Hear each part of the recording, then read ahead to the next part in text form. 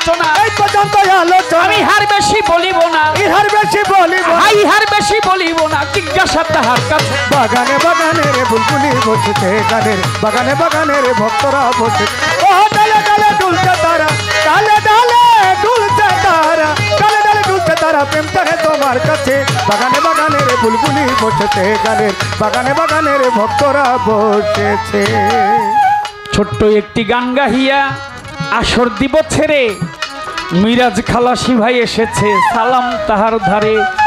তাহার বন্ধু বান্ধব যত জনা সালামও জানাই, বড় ভালো মানুষ তিনি। আছে না গেছে গা, খুব ভালো মনের মানুষ। ব্যক্তিগতভাবেও ফোন করে মাঝে মধ্যে, কাজল ভাই কেমন আছেন, ভালো আছেন কিনা।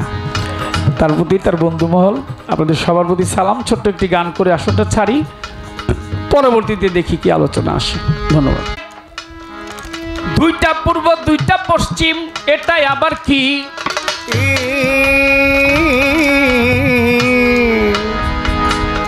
এটা কোন দিক? এটা কোন দিক? উত্তর। এটা পশ্চিম, এটা এটা দক্ষিণ নাকি? আমি দাঁড়িয়ে আছি এই উত্তর দিকে। এখন আমার দেহের যে পশ্চিম, এই দেহের পশ্চিমটা উত্তর দিকেই আমার এটা পশ্চিম।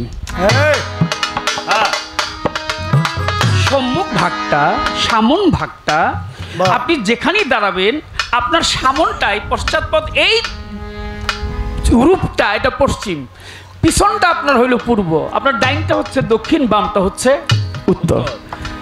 তাই দুইটা পূর্বের কথা বলা হয়েছে, দুইটা পশ্চিমের কথা বলা হয়েছে। একটা পশ্চিম হচ্ছে পৃথিবীর, আরেকটি পশ্চিম হচ্ছে তোমার দেহের পশ্চিম। তুমি যেদিকে দাঁড়াও না কেন, তোমার দেহটা যেন পশ্চিমের, সামনটা যেন পশ্চিমের দিকেই রয়েছে। কথা বলতেছি খারাপ লাগে নাকি?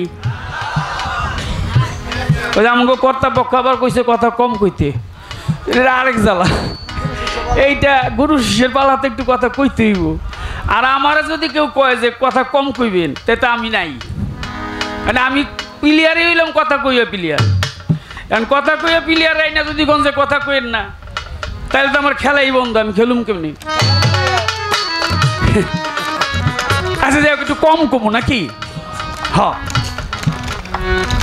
তো বেশি কথা বলিব না, একটু কম বলতেই চাই।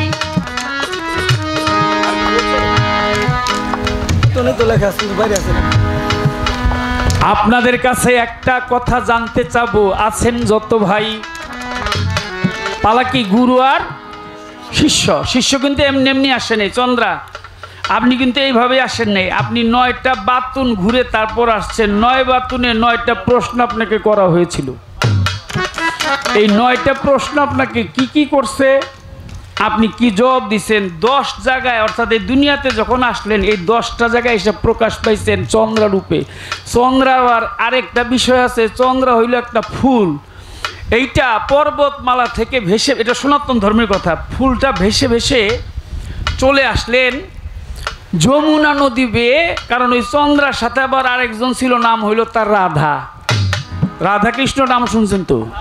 তো রাধার সাথে একজন ছিল চন্দ্রা। চন্দ্রা মানে সুন্দর, আলোকিত, ভালো, এইরকম। তো আজকে যেহেতু ভালো জিনিসটা পাইছি, আপনি ভালো কটা কত নিয়ে যেত নাকি? চন্দ্রা আসছে কোথায়? ফুল হয়ে, পদ্ম হয়ে ভাসতে ভাসতে এসে তারপর সে চন্দ্রা হয়েছে। চন্দ্রা যেন তেন বিষয় না, এর আলাদা বিষয় আছে, পরে কমু, যদি ধৈর্য ধরে শুনেন, সময় আইতেছে।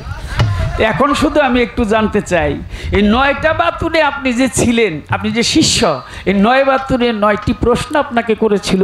10 নম্বরে এসে আপনি প্রকাশ পেয়েছেন চন্দ্রা। প্রশ্ন করলো কি, আপনি জবাব দিয়েছিলেন।